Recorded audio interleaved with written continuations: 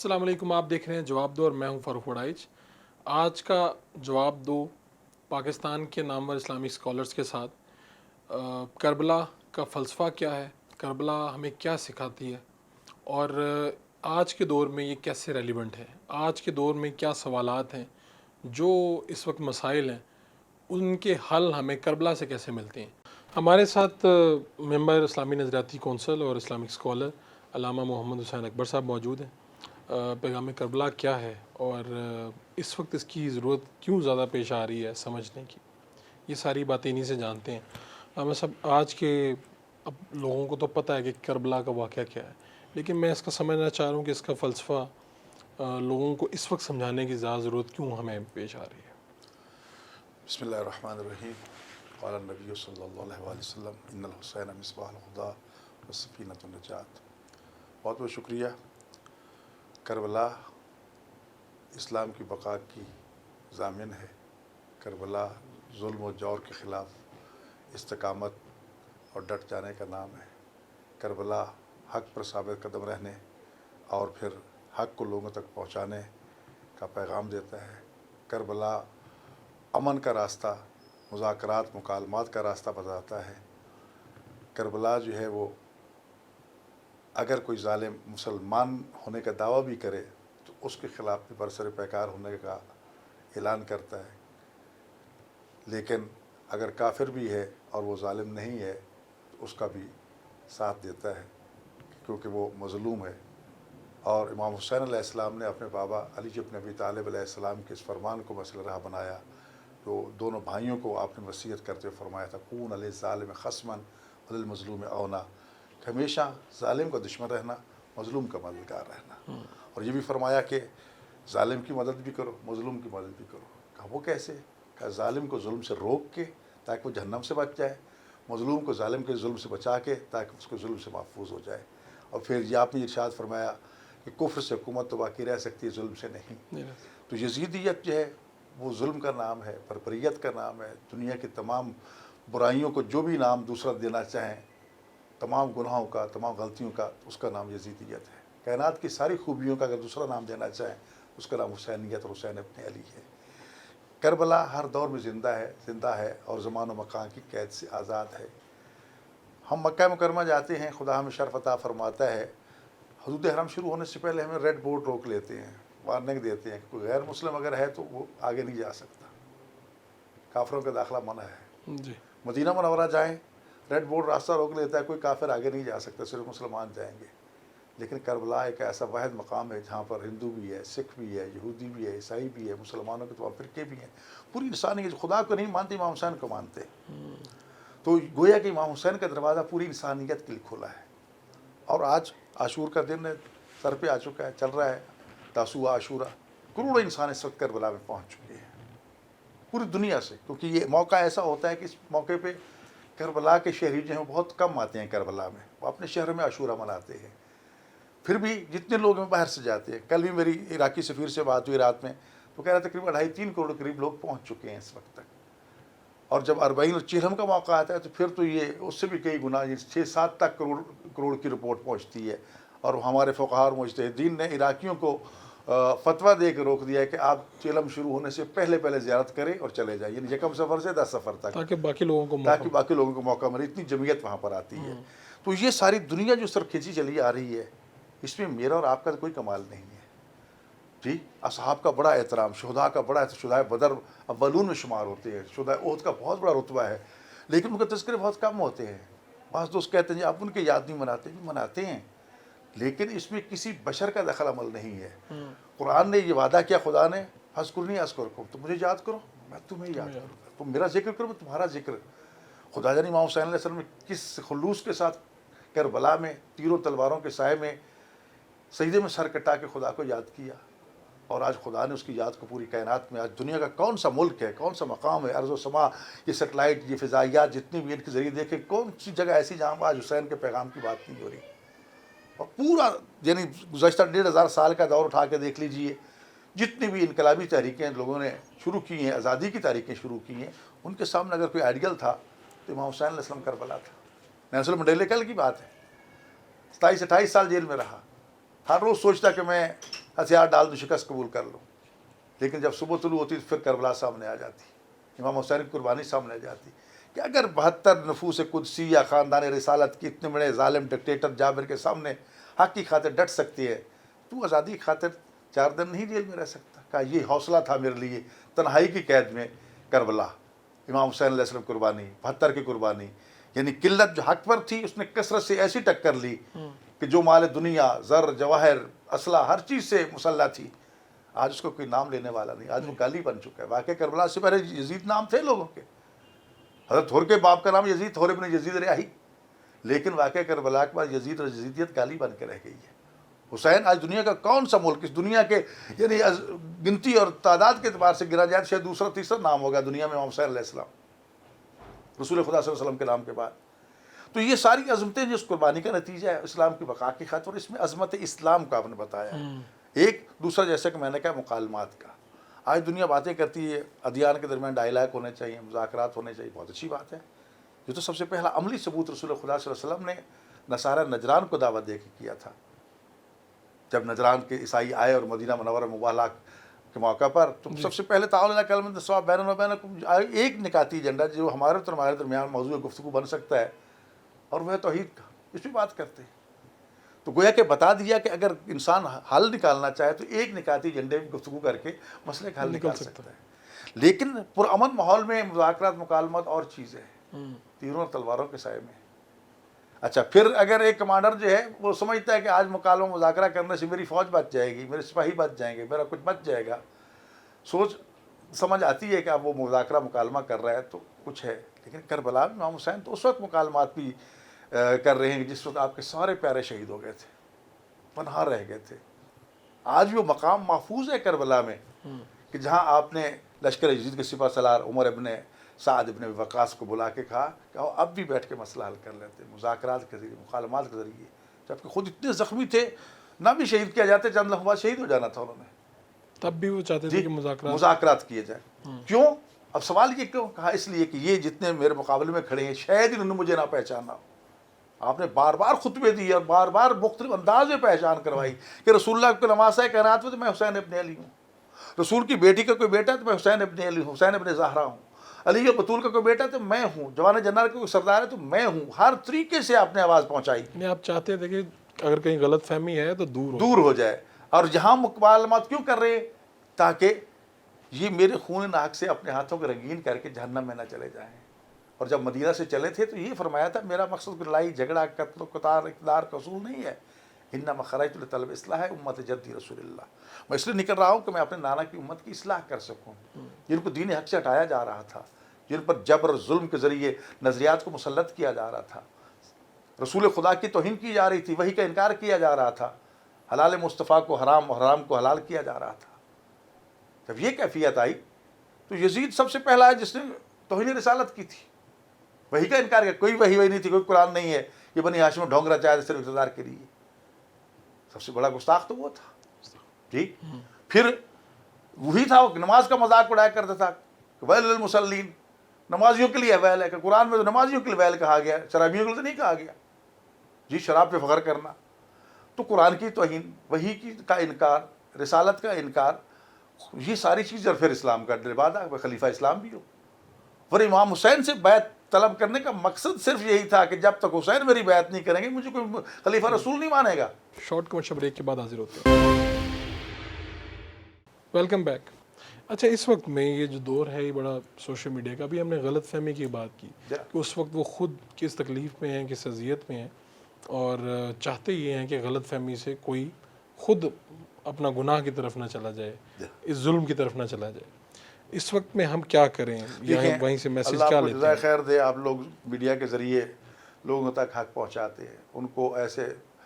پیغام پہنچاتے ہیں جس سے ان کے لیے آج فیصلہ کرنا مشکل نہیں ہے. آج تحقیق کا دور ہے. اگر میں نے ایک بات کہی ہے, اگر کسی کو اس پہ اعتراض اشکال ہے, فوراً نیٹ کھولتا ہے, نیٹ سے وہ چیزیں نکال لیتا ہے, اپنی تسلی کر لیتا ہے. یعنی اویئرنیس کا جو سلسلہ social media, T V channels کے ذریعے, الیکٹرانک میڈیا کے ذریعے شروع ہوا ہے, اب کوئی کہے کہ میرے پاس وسیلہ نہیں ہے حق سمجھنے کا, تو یہ بات غلط ہے. جہاں کہیں بھی بیٹھا ہے, جس وقت چاہے وہ راہ سمجھ سکتا ہے.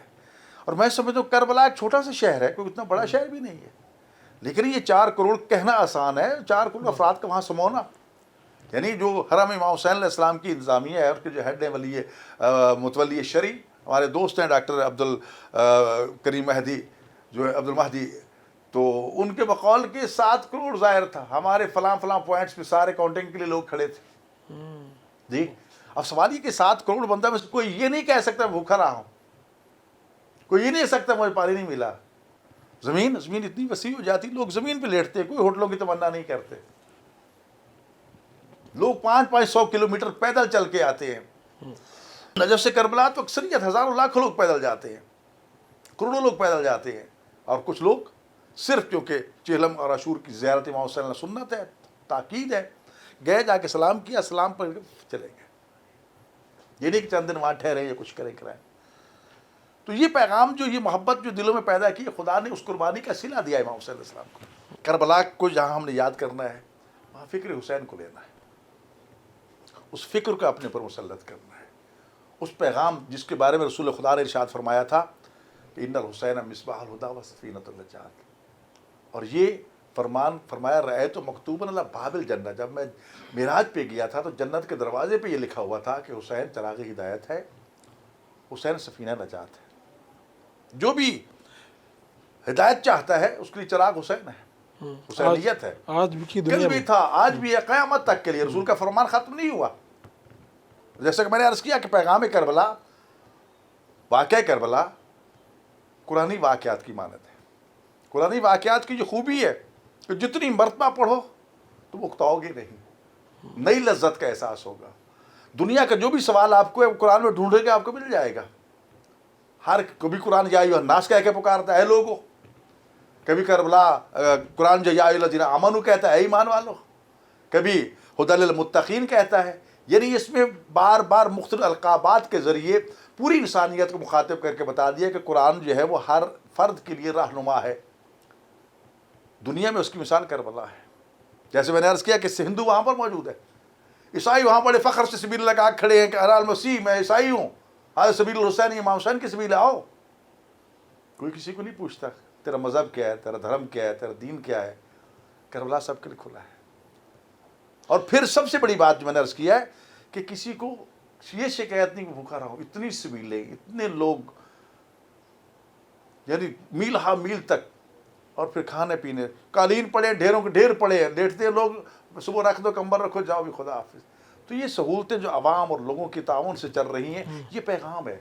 یہ آپ نے جس طرح سے فرمایا کہ ہر مذہب سے لوگ وہاں پر جاتے ہیں، فرقہ مسلک اس سے اوپر کی بات ہے حضرت امام حسین، اور ان کو سمجھنا، یہ وہاں پر جانا اور زیارات کرنا، اس کو کس طرح سے آپ دیکھتے ہیں؟ یہ کس طرح سے آپ کہیں گے جستجو تو ہر ایک میں ہے؟ دیکھیں بہرحال ظاہر ہے کہ جو کچھ قوانین ہیں غیر ملکی تقاضے، وہ تو پورا کرنا ہی پڑتے ہیں، مسائل دنیا جس کو تو استعمال تو کرنا ہی پڑتا ہے، لیکن عشق اور محبت اور تاکید یہی ہے کہ کربلا والوں کی جا کے زیارت کرو، وہاں سے پیغام لے کر آؤ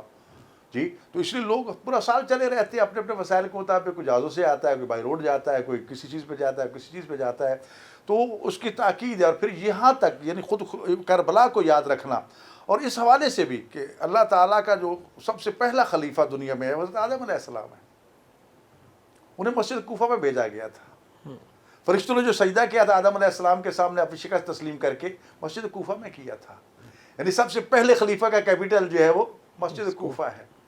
بعد میں انبیاء آتے رہے، داؤد علیہ السلام خلیفہ تھے، ابراہیم علیہ السلام امام تھے، سارا سلسلہ چلتا رہا۔ اب آخری خلیفہ رسول صلی اللہ علیہ وسلم، خلیفہ خدا حضرت امام مہدی علیہ السلام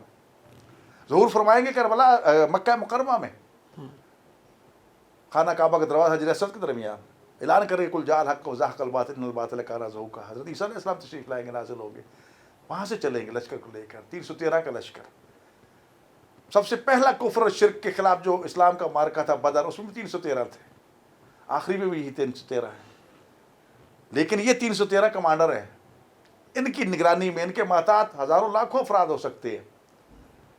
تو یہ لشکر چلتا چلتا کوفہ پہنچے گا، اور اسی مسجد کوفہ کو امام مہدی علیہ السلام اپنا کیپٹل بنائیں گے۔ مسجد چھوٹی ہو جائے گی، اصحاب کہیں گے مولا مسجد چھوٹی، تو حکم دیں کہ کوفہ سے کربلا تک مسجد بنائی جائے، 1000 دروازے پر مشتمل مسجد بنے گی، جو اسلام کا کیپٹل ہوگا، اور خدا کا وہ وعدہ کہ اسلام پوری کائنات پہ غالب آ جائے گا۔ ابھی تک ہم نے غلبہ اسلام پوری دنیا میں نہیں دیکھا، خدا کا یہ وعدہ باقی ہے جی، اور اس کا کیپٹل کربلا ہے۔ اور اس کے زہری آثار ہمارے سامنے آ رہے ہیں۔ یہ جو کہا جاتا ہے امام مہدی علیہ السلام کے انصار مشرق میں ہوں گے تو صبح وہاں پہنچے ہوں گے، مغرب میں ہوں گے صبح وہاں پہنچے ہوں گے، تو آج کربلا کا ایئرپورٹ بھی ہمیں متوجہ کر رہا ہے کہ یعنی زہری وسائل بھی اس میں داخل ہو سکتے ہیں۔ آج دنیا کا سفر آدھا گھنٹہ رہے گا، جاؤ خلا میں اور نیچے اتر جاؤ، یہ مسافتیں طے ہو چکی ہیں۔ لیکن اس سے ہٹ کے بھی کربلا کا یہ اجتماع اور وہ جو آخرت کی اور قیامت کی نشانیاں بتائی گئی، ان میں سے بہت سی نشانیاں یہ ہیں کہ کربلا اور نجف کے درمیان دن رات لوگ چلتے رہیں گے۔ قرآن کہہ رہا ہے ایسی 2 بستیاں دنیا میں کہ جن میں لوگ دن رات بڑے امن سے چلتے ہیں۔ تو ایسا تو ابھی ہو وہ رہا ہے۔ صرف نجف ہو رہا ہے، یہ کب سے ہو رہا ہے؟ لوگ اب تو خیر انگنت ہو رہا ہے نا، پہلے ہر شب جمعہ کو نجف والے سارے پیدل جاتے تھے، بدھ کو چل پڑے، جمعرات کے دن کراس کیا اور شب جمعہ وہاں۔ اب تو یہ چیلم پہ، اب خاص طور پر چیلم 24 سفر آئے گا، اس میں تو کروڑوں لوگ نجف سے پیدل چلتے ہیں، بصرہ سے پیدل چلتے ہیں، تقریز سے، کہاں سے، عراق سے چل کے، ایون مشہد مقدس ایران سے چل کے جاتے ہیں۔ جی تو یہ چیزیں وہاں پر آ رہی ہیں، اور یہ لاکھوں کروڑوں کا مجمع وہاں پر۔ ایک طرف نجف اشرف ہے، اس کی مٹی کی تاثیر یہ کوئی یہ دور نجف پیدا کرتا ہے، مسلسل بارش برستی ہے، مٹی جو ہے دور میں تبدیل ہوتی ہے، جوہری اس کو اٹھا کے اس کے نگینے بنا لیتے ہیں۔ دوسری مٹی کربلا کی مٹی جو خاک شفا ہے، جس کے بارے میں احادیث موجود ہے، صرف احادیث نہیں ہے، پریکٹیکلی ہمارے ایک دوست مرحوم ہو کے خدا ان کے درجات بلند فرمائے، کرونا کے دنوں میں اس کی خاک شفا پہ ریسرچ تھی۔ خاک شفا سے انہوں نے کرونا کا نام ہے اس کا کینسر کا علاج ایجاد کیا، بانجپن کا علاج کیا، موتیے کا، شوگر کا نام ہے دوسرا، اس قسم کی چیزیں سارے خاک شفا سے۔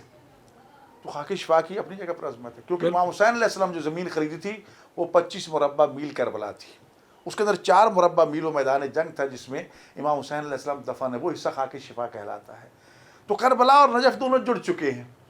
تو لہٰذا وہاں پر ایئرپورٹ بن گیا سینٹر میں، لوگ آ رہے ہیں، پیدل جا رہے ہیں، تو یہ ایسے آثار ہے کہ 2 بستیاں پرامن بستیاں ہیں۔ تو لہٰذا دنیا کا رخ ہے کربلا کی طرف، نہ صرف دنیا اسلام، دنیا کفر، دنیا شرک جو ہے، حضور و یہود و نصارہ سارے وہی متوجہ ہوئے۔ اور اب تو ہم آئے دن دیکھتے ہیں کہ عیسائی جو ہیں، کیونکہ تاریخ کربلا کا یہ باب بڑا تلخ ہے مسلمانوں کے لیے، یقیناً ان کو جھنجھوڑتا ہے کہ دعوے دار تو وہ بھی مسلمان ہی تھے نا جو امام حسین کے مقابلے میں کھڑے تھے، نمازیں پر جلدی کرو، پہلے امام کو قتل کرو، پھر نماز پڑھتے ہیں، پھر جمعہ پڑھتے ہیں۔ تو ایک دفعہ یہیں میں نے اپنے ادارہ میں منہاج الحسین میں سیرت نبی کانفرنس رکھی، تو ایک عیسائی کو بلا لیا، تو اس نے ہماری ایسی تیسی کر دی، اس نے کہا تم مسلمان، تم تو وہی ہو نا جو رسول اللہ کی بیٹیوں کی چادریں چھینتے رہے، ہم عیسائی تھے جو چادریں دیتے رہے کوفہ کے بازاروں میں، شام کے بازاروں میں، اور کوفہ سے لے کر شام تک آج بھی جا کر دیکھیں کتنے ایسے چرچ تھے جہاں شہداء کے سروں کو رکھا جاتا تھا۔ کربلا میں رسول زادیوں کے سروں سے چادریں چھین لی تھی، وہ چادریں پیش کرتے رہے، آج بھی وہی پادری ڈیلیگیشنوں کی صورت میں چادریں لے کر حرم امام حسین میں پیش ہوتے ہیں کہ آقا کل ہمارے بزرگوں نے پیش کی، آج ہم آئے علامتی طور پر۔ تو یہ چیزیں ہمیں پوری انسانیت کو متوجہ کرتی ہیں، اور میں برملا اور یقین کے ساتھ یہ کہتا ہوں، رسول اللہ کی رسالت کے بارے میں لوگوں کو اختلاف ہوگا، نہیں مانتے، خدا کی توحید کو نہیں مانتے، لیکن کربلا وہ رمز وحدت انسانیت ہے کہ جو پوری دنیا کو وہاں جمع کر۔ بالکل ٹھیک ہے، اور یہ کربلا جو ہے یہ پوری دنیا کے لیے ایک سبق بھی ہے، اور رہتی دنیا تک یہ سبق لوگوں کو یاد بھی رہے گا کہ ظلم کے خلاف کھڑے ہونا ہے اور ظالم کے خلاف کھڑے ہونا ہے، اور یہ اسی طرح انشاءاللہ سلسلہ چلتا رہے گا۔ آپ کا بہت بہت شکریہ، آپ نے وقت دیا۔ اللہ آپ کو سلامت رکھے۔ بالکل ہمیں کربلا سے سبق سیکھنی چاہیے، حق کے لیے جان بھی قربان کرنا پڑے، بچے قربان کرنا پڑے، یہ قربانی کربلا کا پیغام ہے۔ حق کے مقابلے میں، اسلام کی سربلندی کے مقابلے میں کوئی چیز کوئی حیثیت نہیں رکھتی، اور اگر حق کے لیے، اسلام کی سربلندی کے لیے، دین کی بقا کے لیے قربانی دو گے تو خدا نے یہ وعدہ دے رکھا ہے کہ جو میری راہ میں قتل ہو جائے اس کو مردہ گمان بھی نہیں کرنا، کہنا تو بات کی بات ہے، سوچنا بھی نہیں ہے، واللہ کیا زندہ رزق پاتے ہیں۔ شہدائے کربلا آج بھی زندہ ہیں، ہمارا ان پہ سلام ہو۔ ہمیں شہدائے کربلا کے ایک ایک فرد سے سبق سیکھنا چاہیے، اور کربلا میں پوری انسانیت کی نمائندگی تھی، تمام مقدس رشتے موجود تھے، ماں تھی، بہن تھی، بیٹی تھی، بھانجی تھی، بھتیجا تھا، پھوپھی تھی، اور تمام بھائی بھتیجے بھانجے، اور پھر اس کے ساتھ ساتھ غلام بھی تھے، سردار بھی تھے، ترک بھی تھے، فارس بھی تھے، سید بھی تھے، غیر سید بھی تھے، وہ کہ پوری انسانیت کی نمائندگی کربلا میں تھی، جو گویا کہ پوری دنیا کی نمائندگی کر رہی تھی، اور آج ہمیں ان نمائندوں کے ذریعے بھی پیغام ملتا ہے جو جس قوم کے ساتھ تعلق رکھتا تھا، اس قوم کے حوالے سے، اس قبیلے کے حوالے سے، رنگ و نسل کے حوالے سے کربلا کے ایک ہی پیغام ہے، ظلم کے خلاف ڈٹ جاؤ، مظلوم کا ساتھ دو، اور یہی انسانیت کے لیے رہنمائی بھی ہے، یہی سبق بھی ہے۔ ایک شارٹ مشا بریک لیں گے، پھر حاضر ہوں گے، اور آج کے دن کیا جاننا ضروری ہے، کیا سیکھنے کے لیے ضروری ہے، شارٹ مشا بریک کے بعد حاضر ہوتے ہیں۔ ویلکم بیک جی۔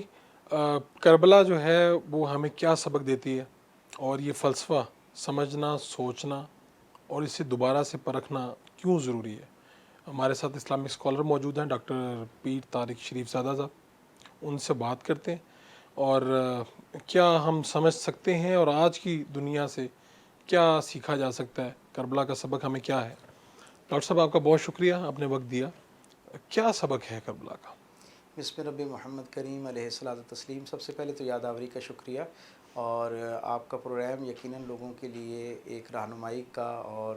ذہن سازی کا ذریعہ بنتا ہے۔ آج کا عنوان بھی بڑا ہی غور طلب ہے، اور میں یہ سمجھتا ہوں کہ اگر کربلا جو ہے وہ اسلام کی ساری تعلیمات اور اس کا جو ساری فکر ہے اس کا اگر خلاصہ کہا جائے تو غلط نہ ہوگا، اور وہ خلاصہ اس لیے ہے کہ کربلا بنیادی طور پہ اللہ کے دین کو پھیلانے کے حوالے سے، اللہ کے پیغام کو اس کی مخلوقات تک پہنچانے کے حوالے سے، اور پھر پہنچے ہوئے پیغام کو اس کی اصل حالت میں قائم رکھنے کے حوالے سے جو دی جانے والی قربانیاں ہیں ان کی سب سے نمایاں داستان ہے، نمایاں اس کا ایک حوالہ ہے۔ گو کہ آپ اگر انسانی تاریخ کا مطالعہ کریں تو ایک خوشگوار حیرت ہمیں یہ ہوتی ہے کہ ہر زمانے کے جو اہل اللہ ہیں، اللہ والے ہیں، انہیں اس دین اپنے بندوں کا اللہ سے ٹوٹے ہوئے تعلق جو ہے اسے دوبارہ جوڑنے کے لیے کسی نہ کسی درجے کے اوپر محنت کرنا پڑتی ہے اور اپنی قربانیاں دینا پڑتی ہیں۔ جہاں وہ لوگ جو اللہ کی طرف سے پیامبر کا کام کرتے ہیں، اللہ کی بات کو بندوں تک پہنچانے کا کام کرتے ہیں، انہیں قربانی کے لیے منتخب کیا جاتا ہے۔ وہاں ہم دیکھتے ہیں کہ ان میں سے پھر کچھ خوش نصیب ایسے ہوتے ہیں جن کی قربانی میں ان کے خاندان کا انتخاب بھی ہو جایا کرتا ہے۔ آپ اسلامی تاریخ کا ہی حوالہ دیکھ لیں کہ ہماری یہ جو ہجری تقویم ہے اس کا اگر آخری سال آپ دیکھیں ذی الحج، تو وہ بھی ایک عظیم الشان نبی حضرت ابراہیم علیہ السلام اور ان کی اولاد حضرت اسماعیل علیہ السلام کی قربانی کی داستان ہمیں سناتا ہے۔ اور ہمارے اسلامی سال کا پہلا مہینہ محرم جو ہے وہ بھی اللہ کے سب سے محبوب رسول رسالت مآب صلی اللہ علیہ وسلم کے پاکیزہ گھرانے میں سے آپ کی اولاد، آپ کے شہزادوں کی قربانی جو ہے اس کی داستان اور احوال ہمیں بیان کرتا ہے۔ اور آپ دیکھیں کہ کیا عجیب معاملہ ہے، کیا خوشگوار حیرت ہے کہ ان دونوں خاندانوں نے جنہوں نے اپنی قربانی اللہ کے راستے میں پیش کی، یہ دونوں قربانیاں اللہ کے ہاں ایسی قابل قبول ہیں اور ایسی اللہ کے ہاں پسندیدہ ہیں کہ اللہ نے جہاں قربانیوں میں ان دونوں خاندانوں کو منتخب فرمایا ہے، پسند فرمایا ہے، انتخاب کیا ہے، وہیں پہ اللہ نے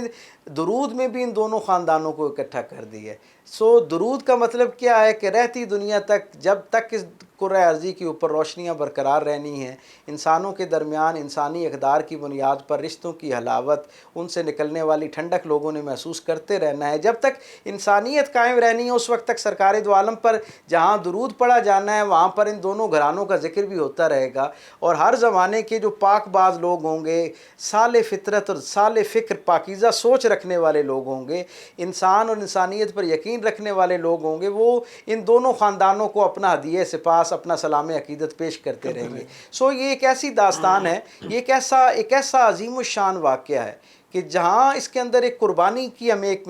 فقید مثال میں آپ یہ دیکھیں نا کہ یہ ایک ساری قربانیوں کا مجموعہ اگر اس قربانی کو اور اس واقعے کو کہیں تو غلط نہ ہوگا۔ اس سے پہلے انبیاء و مرسلین کے احوال میں جتنی قربانیاں ہمیں نظر آتی ہیں، بلکہ اگر اس دائرے کو تھوڑی سی اور وسعت دیتے ہوئے میں یہ کہوں تو غلط نہ ہوگا کہ جتنے حق پرست ہیں دنیا کے، انسانی تاریخ کے سارے حق پرستوں کے ہاں سچی بات پر قائم رہنے کی جو قربانی دی گئی ہے، اس کے عوض جو مصائب اور تکالیف، امتحان ان پر گزرے، ان سارے امتحانوں کے مجموعے کا نام کربلا ہے۔ وہ ساری ڈائمنشنز، وہ اولاد کی قربانی ہو، وہ وطن کی قربانی ہو، وہ اپنے تشخص کی قربانی ہو، وہ اپنی خاندانی وضاقت اور اس کا جو اکرام ہے اس کی قربانی ہو، یا اپنی ذات کی قربانی ہو، اپنے گھر کے سب سے بزرگ فرد سے لے کے سب سے معصوم بچے تک سب کی جان جو پیش کر دینا ہے، اور وہ بھی ایک ایسے لک و دک صحرا کے اندر جہاں کوئی پرسان حال نہیں ہے، جہاں کئی طرح کی مصلحت آمیز خیال آپ کو بہکا سکتے ہیں، آپ کے لیے ایک سٹیپ پیچھے ہونے کا جواز پیدا کر سکتے ہیں، آپ کو آپ کی فکر اس پہ کمپرومائز کرنے کے لیے آمادہ کر سکتے ہیں۔ اس لک و دک سے دیکھیں نا، آپ کہیں کسی جگہ حق پر کھڑے ہیں اور آپ کے پیچھے 1 لاکھ 2 لاکھ 50 لاکھ بندہ کھڑا ہے تو پھر آپ کے پاس جواز ہوتا ہے اور آپ کی ہمت بندی رہتی ہے، اور آپ کے لیے پیچھے ہٹنے کا کوئی جو ہے نا وہ ہیلا بہانہ کام نہیں آ سکتا۔ لیکن جب آپ ساری دنیا سے اور اپنے سارے محبین جو ہیں، محبت کرنے والے، ان سب سے منقطع ہو گئے اور آپ ایک ایسے ویرانے میں آ گئے جہاں پہ چار اطراف آپ کو چاروں طرف سے آپ کے دشمنوں نے گھیر رکھا ہے، اور سوال ایک ہی ہے کہ کسی نہ کسی انداز میں آپ اپنی حق والی جو بات ہے اس سے پیچھے ہٹ جائیں۔ اس مقام پر جب آپ کو پتہ ہو کہ میرا سارا قافلہ کنبہ اللہ کی ساری مدد محبت شفقت کے باوجود ایک امتحان سے گزر رہا ہے اور اس کی قربانی جو ہے وہ طے ہو چکی ہے، اس لمحے میں کمپرومائز نہ کرنا، اس کردار کا نام حسینیت ہے۔ بالکل۔ اور میں سمجھتا ہوں کہ یہ اسلام کے ماتھے کا ایک ایسا عظیم الشان جھومر ہے جس کی روشنی دنیا کے سارے معاشروں کو کسی نہ کسی انداز میں ملتی بھی رہتی ہے اور ان تک پہنچتی بھی رہتی ہے۔ اور آپ یہ دیکھیں کہ جناب حضرت امام حسین کے واقعے کو ظاہری طور پہ کوئی لگ بھگ 1500 سال کا عرصہ گزر گیا، لیکن اس وقت سے لے کے آج تک جتنے انسانی احوال ہم تک پہنچتے ہیں، جتنے معاشروں قبیلوں کا زمانوں کا حال ہم تک پہنچتا ہے، ان سب کے اندر جہاں جہاں پر بھی حریت فکر کی بات ہوتی ہے، انسانی اقدار کی بات ہوتی ہے، حق پرستی کی بات ہوتی ہے، وہاں پر جو سب سے نمایاں مثال حوالے کے طور پر دی جاتی ہے وہ حضرت امام حسین رضی اللہ تعالیٰ عنہ کی ذات ہے۔ اور اس میں کیا خوبصورت بات ہے، آپ یہ دیکھیں، یہ ماضی بعید کی بات میں نہیں کر رہا کہ اس زمانے کے قریب تک اس کا اثر ہو، ماضی قریب کی جو سب سے نمایاں ترین انسانی تاریخ کی حریت پسند شخصیت ہے نیلسن منڈیلا، وہ اپنی biography Long Way to Freedom جو ہے اس کے اندر لکھتے ہیں اس کے مقدمے میں کہ جب مجھے 28 سال کے لیے قید ہونا پڑا اور اس میں کوئی 17 یا 23 برس جو ہے وہ میرے قید تنہائی کے تھے، وہ کہتے ہیں آخری سالوں میں ظاہر ہے بشری تقاضے کے تحت بندہ کمزور ہونا شروع ہو جاتا ہے، کہتے ہیں اس تنہائی کے عالم میں رات بھر میں جاگتا اور اپنے آپ سے بات کرتا کہ اگر میری قوم ابھی تیار نہیں ہوئی ہے تو مجھے شاید مذاکرات پہ آ جانا چاہیے۔ کہتے ہیں جب صبح ہوتی ہے تو مجھے پتہ چلتا ہے کہ نہ جانے کہاں سے سورج کی کرنیں میرے ساتھ اس اپنی ابتدائی روشنی کے اندر مجھے حضرت امام حسین کا کردار نظر آنا شروع ہو جاتا ہے، اور مجھ تک یہ بات پہنچتی ہے کہ اگر وہ ظاہری سارے اسباب کے کھو جانے کے باوجود حق کے لیے اپنا اور اپنا گھرانہ جو ہے وہ پیش کر سکتے ہیں اور ان کے پائے استقلال میں کوئی لغزش نہیں آتی ہے، تو مجھے تو ان سے ایک درجہ آگے بڑھ کے اپنے آپ کو قربانی کے لیے پیش کرنا چاہیے۔ میری تو ایک انفرادی شخصیت کی قربانی ہے، مجھے کسی درجے پہ بھی پیچھے نہیں ہونا چاہیے۔ نتیجتاً وہ یہ کہتے ہیں کہ آج یہ جو انسانوں کی اتنی بڑی تعداد کو ایک بڑے خطے کو اللہ نے آزادی دی ہے۔ کیا ڈاکٹر صاحب آپ کیا دیکھتے ہیں کہ ایک تو ہے کہ موقف پہ ڈٹ جانا، ظالم کے آگے کھڑے ہو جانا، یہ تو وہاں سے ہے ہی ہے۔ آج کی دنیا میں، آج کے دور میں ہمارے نوجوان جو ہیں وہ کیا دیکھیں اس میں اور کیا سیکھیں، کیا سمجھیں؟ آپ یہ دیکھیں نا، یہ جو واقعہ کربلا ہے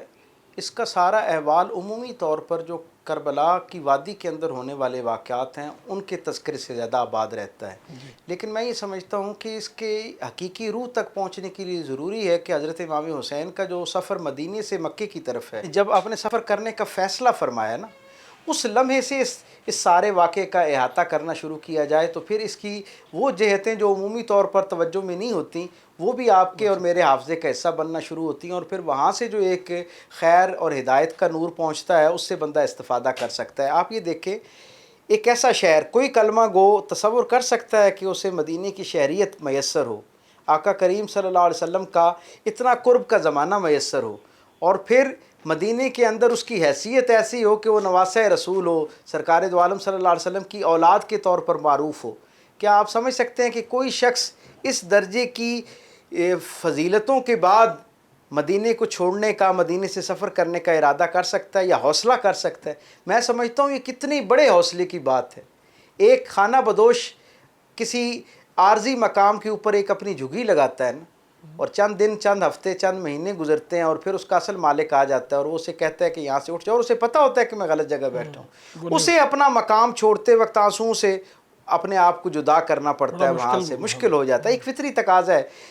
انسان تو انسان ہے۔ آپ پرندوں کو دیکھیں جہاں گھونسلے بن جاتے ہیں، جب گھونسلے ختم ہو جاتے ہیں دوبارہ وہ پرندے وہاں لوٹ کے آتے ہیں، کبھی دیکھتے ہیں تو ان کی کیفیت ایک عجیب طرح کی ہوتی ہے۔ جو لوگ پرندوں کی نفسیات پر کام کرتے ہیں وہ یہ بتایا کرتے ہیں کہ یہ کتنا مشکل کام ہے، لیکن کیا عجیب معاملہ ہے۔ آپ دیکھیں نا ذرا کہ حضرت امام حسین اس مدینے کو جو ان کے نانا جان کا آباد کیا ہوا ہے، جہاں پر ان کا بچپن رسول اللہ صلی اللہ علیہ وسلم کی قربت میں گزرا ہوا ہے، جہاں اصحاب رسول نے انہیں اپنی آنکھوں کا تارا بنا کے رکھا ہوا ہے، اس ماحول کے اندر وہ صرف اس لیے مکے کو چھوڑ دیتے ہیں، مدینے کو چھوڑ کے مکے کی طرف روانہ ہو جاتے ہیں کہ یہ میرے نانا جان کے ساتھ وابستہ شہر ہے، کائنات میں موجود بسنے والے سارے انسان اسے بلد الامین کے طور پہ جانتے ہیں، امن والے شہر کے طور پہ جانتے ہیں، محبت والے شہر کے طور پہ جانتے ہیں۔ اس کا ایک تقدس اور احترام ہے۔ تو پہلا درس آپ سے ہمیں یہ ملا کہ انہیں اپنے شہر کی محبت اور پھر محبت سے ایک درجہ بڑھ کے اس کا احترام اتنا عزیز ہے کہ وہ بے وطنیت قبول کر لیتے ہیں، لیکن اس شہر کا جو ماحول اور امن جو ہے اسے خراب نہیں ہونے دیتے۔ یہ پیغام ہے۔ حالانکہ جناب امام حسین علیہ السلام کی تو پیدائش کے وقت سے رسول اللہ صلی اللہ علیہ وسلم نے ان کو بشارت دے رکھی تھی کہ آپ کو اس عظیم الشان قربانی کے لیے منتخب کر لیا گیا ہے۔ کئی بشارتیں ایسی موجود تھیں، اور پھر آپ کی پیدائش کے پہلے لمحے سے لے کر رسول اللہ صلی اللہ علیہ وسلم کے وصال ظاہری تک جتنا زمانہ ہے اس میں حضور بار بار آپ کو باخبر کرتے رہے، گویا آپ کی تربیت اس نہج پہ کرتے رہے کہ وہ تیار ہوں اس عظیم الشان قربانی کے لیے، کیونکہ یہ سارے انبیاء و مرسلین کی قربانی کا خلاصہ تھا۔ تو اس لیے اس قربانی کے لیے اتنا بڑا ہی عظیم الشان انتخاب تھا اور اتنا کڑا امتحان تھا، اتنی ٹریننگ، پھر اس بڑے امتحان کے لیے جو تربیت ہے اس کے تقاضے بھی اتنی سخت تھے۔ تو رسول اللہ صلی اللہ علیہ وسلم کے تربیت یافتہ حضرت امام حسین جو ہے، جن کا حضور کے ساتھ گزرے ہوئے زمانے میں ایک دن بھی ایسا نہیں ہے، تاریخ ہمیں بتاتی ہے کہ زمانہ امن ہو، رسول اللہ صلی اللہ علیہ وسلم مدینے میں ہو، اور کوئی ایک دن ایسا نہیں ہے جس دن میرے آقا کریم صلی اللہ علیہ وسلم نے حضرت امام حسین کو اپنا وقت نہ عطا کیا ہو، اپنی توجہ نہ عطا کی ہو، اپنے بوسوں سے نوازا نہ ہو، اپنی شفقت سے نہ نوازا ہو۔ تو مسلسل تربیت میں رہنے والی ہستی سے ہم تک یہ پیغام پہنچتا ہے کہ اس دین کی تربیت کا تقاضا یہ ہے کہ اگر شہر کے امن کو بحال رکھنے کے لیے، ماحول کے امن کو بحال رکھنے کے لیے مدینے جیسے شہر کی قربانی دینی پڑ جائے، وہاں سے سکونت کا شرف اگر چھن رہا ہو تو اسے قربان کر دینا ہے، لیکن شہر کے امن کی فضا کو خراب نہیں ہونے دینی۔ آپ اگلا مرحلہ دیکھیں کہ آپ مکہ آ جاتے ہیں، اور مکے میں وہ کون سی عظیم الشان عبادت ہے جس میں آپ شریک ہونے جا رہے ہیں؟ حج، جو ساری عبادتوں کا خلاصہ ہے، جس میں روحانی عبادت بھی شامل ہے، بدنی بھی شامل ہے، جسمانی بھی شامل ہے، اور مالی عبادت بھی شامل ہے۔ گویا ساری عبادتوں کا مجموعہ اور سارے اراکین اسلام کے مجموعے کا نام حج ہے۔ اس میں جسمانی طور پر آپ دیکھیں تو نماز کی مشقت بھی موجود ہے، سفر کی مشقت بھی موجود ہے۔ آپ روحانی طور پر دیکھیں تو کیفیات کا ایک جہان آباد اس کے اندر ہے، اور پھر اگلے درجے پہ مالی طور پر زکوٰۃ جیسا ایثار بھی اس میں ہے کہ آپ کو خرچ کر کے پہنچنا پڑتا ہے۔ وہ جو جامع العبادت اور آپ کی اتنی محبوب عبادت ہے کہ آپ نے اپنی زندگی میں زمانہ امن کے اندر 20 حج فرمائے۔ یہ آپ کا 21واں حج تھا جس پہ آپ گئے، جو آپ نے فرمایا کہ پورے سال میں میرے سب سے محبوب ترین دن وہ ہوتے ہیں جس وقت میں مکے کے اندر مدینے سے مکہ سفر کرتا ہوں یا مکے میں سکونت اختیار کرتا ہوں۔ اور پھر ذہنی طور پہ یہ بتاتا چلوں کہ آپ نے یہ فرمایا کہ پھر ان میں سب سے محبوب ترین میرے دن وہ ہوتے ہیں جب میں مکے سے حج کرنے کے بعد اللہ کے رسول کی طرف دوبارہ سفر اختیار کرتا ہوں، مدینے کی طرف سفر اختیار کرتا ہوں۔ ہم یہ دیکھتے ہیں کہ وہ شہر جس کے ساتھ آپ کی ایسی عقیدت اور محبت ہے، اور آپ حج کا احرام باندھ چکے ہیں، گویا آپ حج میں داخل ہو چکے ہیں، اس عبادت کے لیے اپنے آپ کو ذہنی طور پر، جسمانی طور پر آمادہ کر چکے ہیں۔ لیکن جب آپ یہ دیکھتے ہیں، آپ کو خبر پہنچتی ہے کہ کچھ لوگ یہاں حاجیوں کے لباس میں آپ کے ارد گرد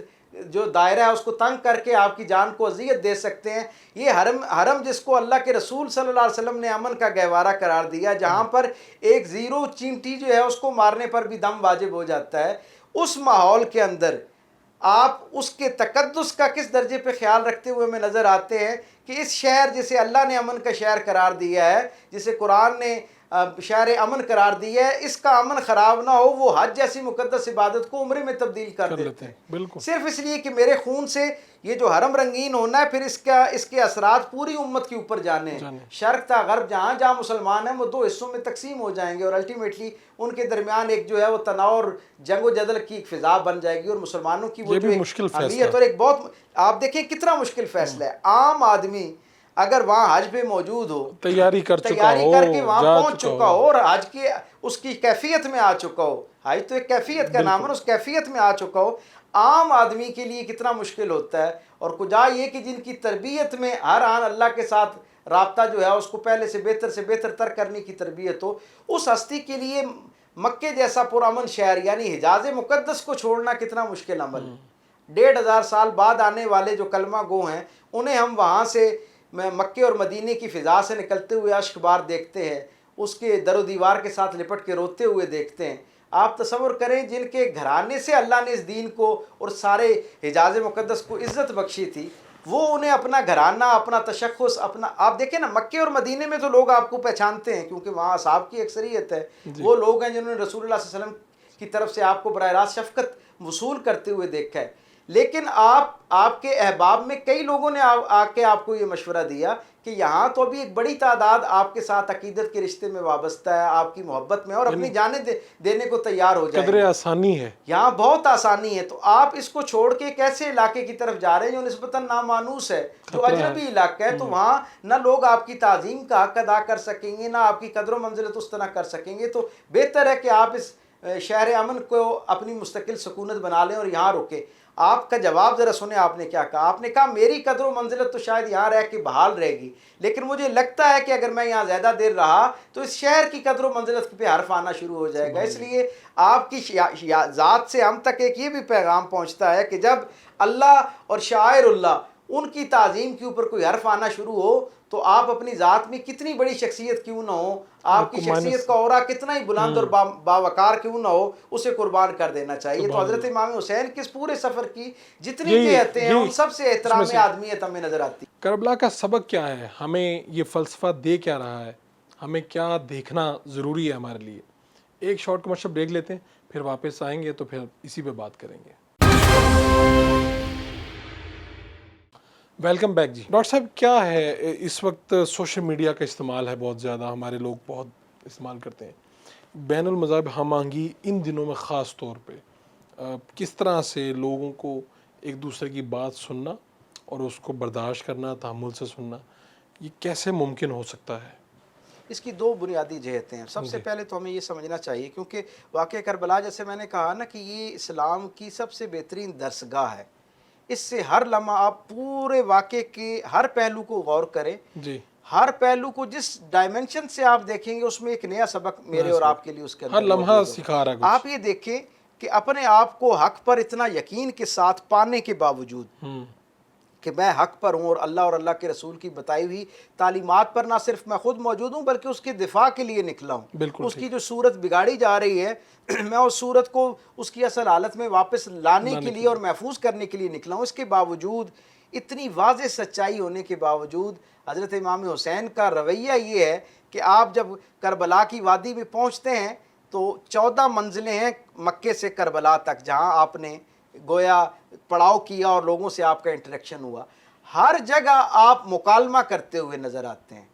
ہر جگہ آپ گفتگو کرتے ہوئے نظر آتے ہیں، ہر دفعہ اپنے خطبے کے بعد لوگوں کو سوال کی نہ صرف اجازت دیتے ہیں بلکہ ترغیب دیتے ہیں اور ان سے پوچھتے ہیں کہ جو میں نے گفتگو کی کیا اس میں کوئی غیر حق بات میں نے کی، کوئی کمزور بات کی ہے جس پر آپ سمجھتے ہو کہ آپ کو میری مدد نہیں کرنی چاہیے، میرے موقف کی حمایت نہیں کرنی چاہیے۔ تو یہ جو آپ کے ہاں آپ کے مزاج میں کشادگی، اور پھر وہ فوج جو ان کا راستہ روک رہی ہے، ان پر پانی بند کر رہی ہے۔ میں نے تھوڑی دیر پہلے کسی جگہ یہ بات کہی کہ آپ ذرا حضرت امام حسین کی اعلیٰ ظرفی کا اندازہ لگائیے اور کشادہ ظرفی کا اندازہ لگائیے کہ جس دن 10 محرم کی صبح ہے نا، جی، اس صبح بھی جب کتنا دن شروع ہو چکا ہے پانی کو بند ہوئے ہوئے، اس وقت بھی اس کیفیت کے اندر کے بچے خیموں میں بلک رہے ہیں، عورتیں جو ہیں وہ نڈھال ہو رہی ہیں، اور خود جو جوان مرد ہیں ان کی کیفیت بھی جو ہے وہ زبانیں جو ہے حلق سے باہر آ رہی ہیں۔ تو آپ دیکھیں اس ماحول کے اندر بھی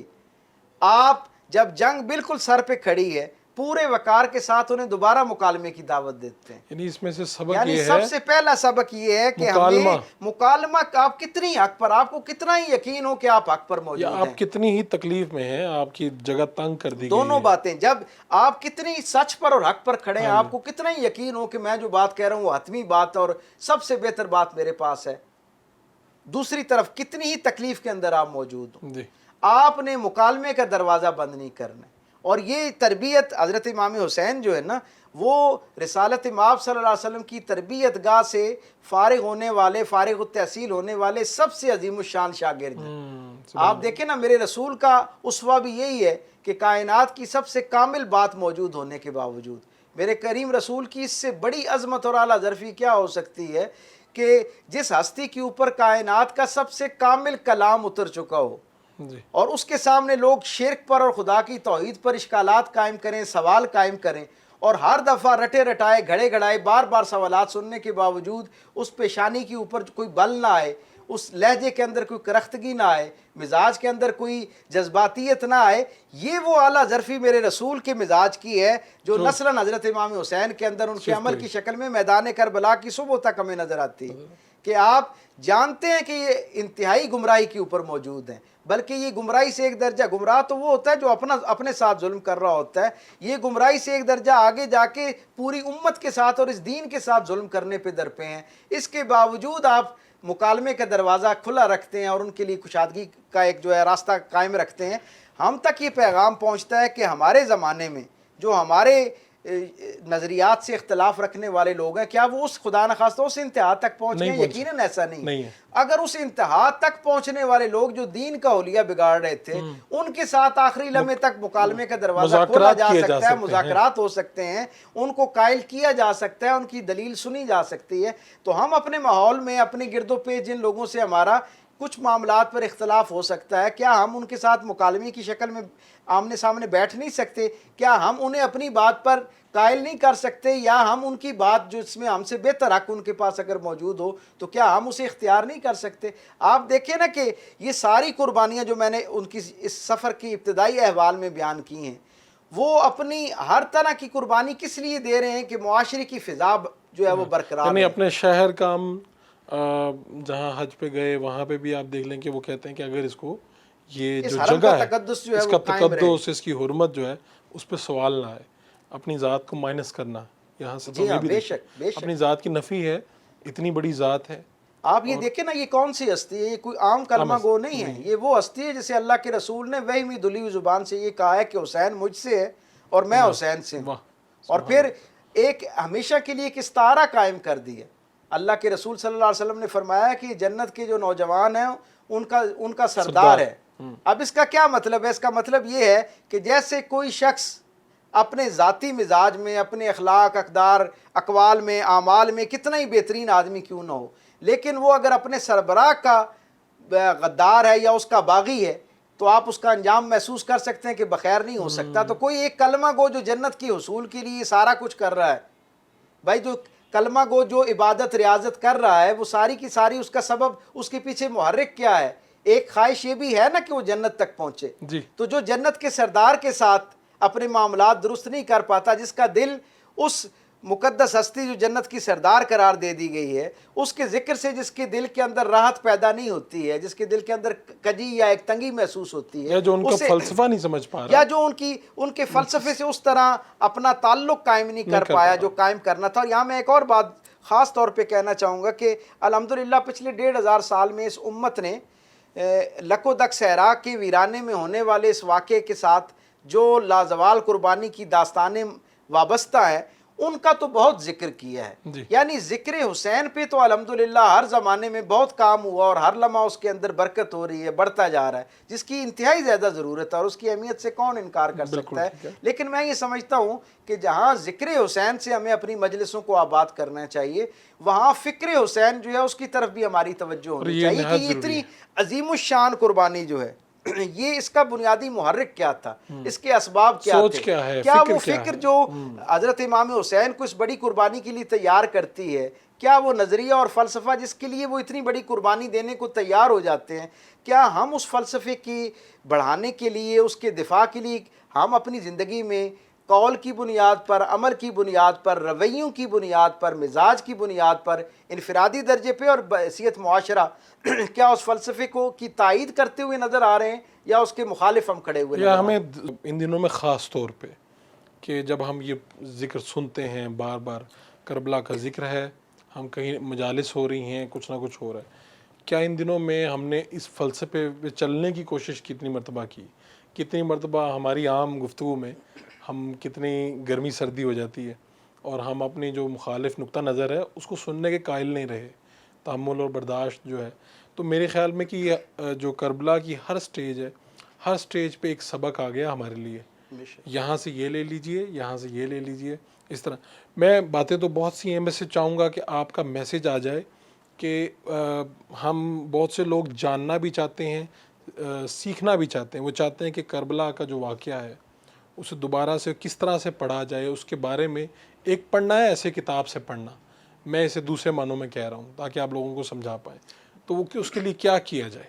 بس ایک بات ہمیں سمجھنا چاہیے، ویسے تو ہر زمانے کا محسن ہے جس کا نام امام حسین ہے، بالکل لیکن بڑی ذمہ داری کے ساتھ میں یہ بات کہتا ہوں، سیرت کے ایک ادنا طالب علم کے طور پہ بھی، اور جو دنیا بھر کے اندر اس وقت اسلام فوبیا کی ایک فضا ہے اس کی بنیاد پر بھی، میں یہ سمجھتا ہوں کہ